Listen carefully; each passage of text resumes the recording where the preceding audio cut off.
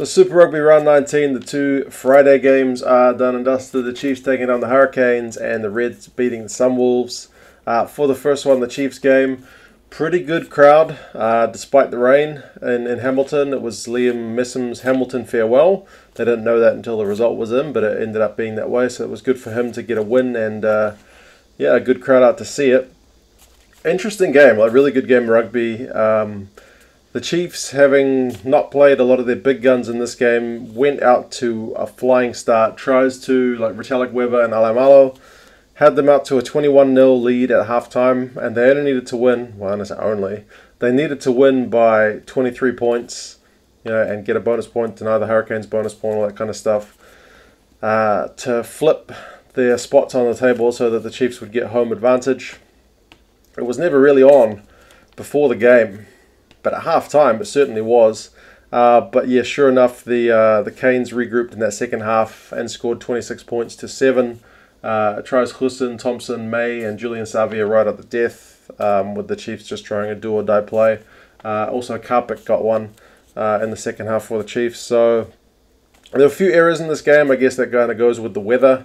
Marty McKenzie had a bit of trouble with the high ball and was caught once kind of behind his own sticks trying to use the post as kind of a shield to get some space to kick the ball out. But he's probably not going to be starting next week. But that was just an interesting thing to target. If Damien goes down early, I know one area that the Canes will be targeting. But then likewise for the Canes, Laumape, who was so barnstorming in that game against the Blues, was largely pretty quiet against the Chiefs. So they did well to kind of contain him there. Chiefs really good at the breakdown is going to be a concern for the Hurricanes because, the Chiefs were getting a lot of pay there. But discipline for the Chiefs in terms of penalties and a red card was pretty costly. Fauli got a red card for a high shoulder, no arms hit on Husson. Looked pretty bad. There's not much you can really say to defend it.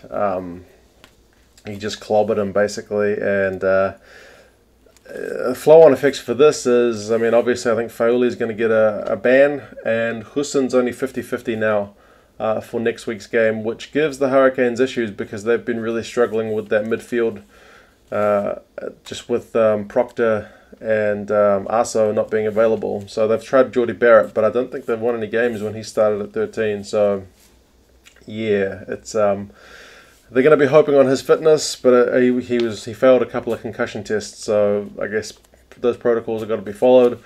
Also concerning for the Canes, Shields picked up an injury and went off early. Apparently he's 50-50 for next week as well. A few other head knocks as well. Christie and Falcon took knocks to the head also, so yeah, pretty rough game.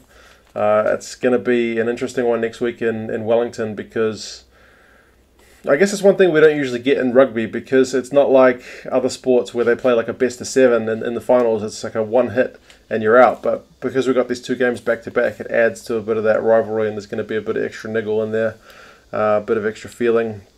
So yeah, if the Canes had kicked their points, they missed a couple of conversions and a penalty. They could have actually snuck this one, but not to be. Still, after being 21-0 down and potentially losing that home advantage for the quarterfinal, you could say that the Chiefs still take a psychological advantage having won the game with so many big guns out, but I think the Canes pretty much evened it out by stopping what the Chiefs were doing with that big early run. So kind of evens despite the fact that the Chiefs won.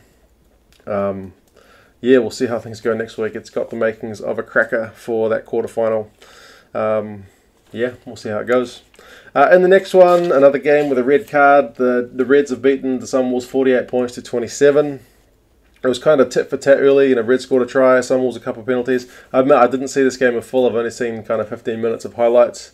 It was a bit of a dead rubber and still recovering from a bit of a bug, so chose to rest on this one.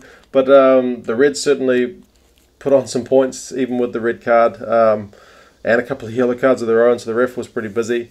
It was 14-13 to the Reds at one point when they got Pai'awa yellow carded.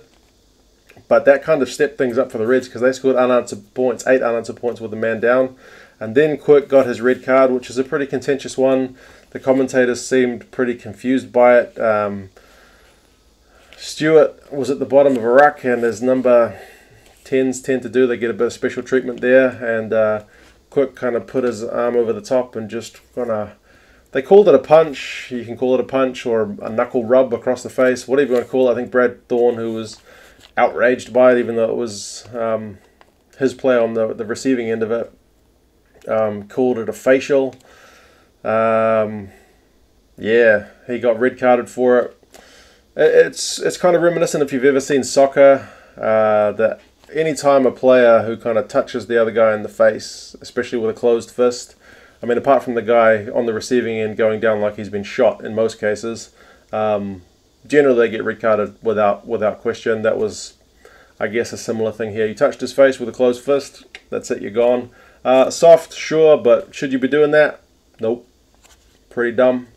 It's not like we haven't seen plenty and plenty of red cards and yellow cards this season for just silly discipline.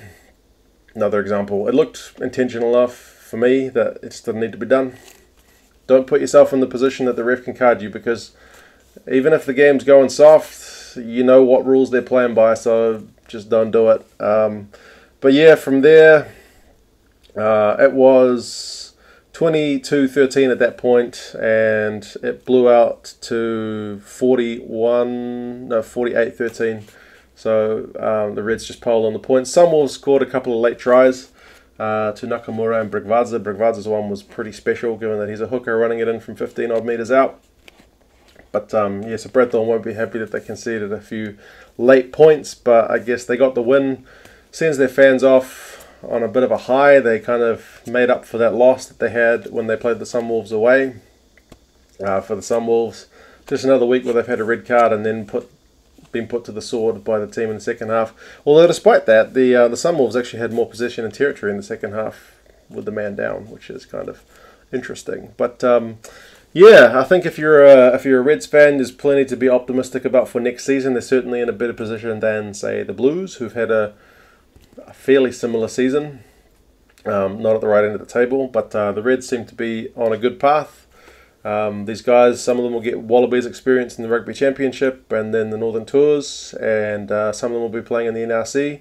So they'll come back a better team next year. For the Sunwolves, it's always a bit of a mystery what team is going to show up next year, which guys get contracts. So hopefully they can get things a bit settled quicker next year, because finish at the bottom of the table, that start of the season just didn't help them.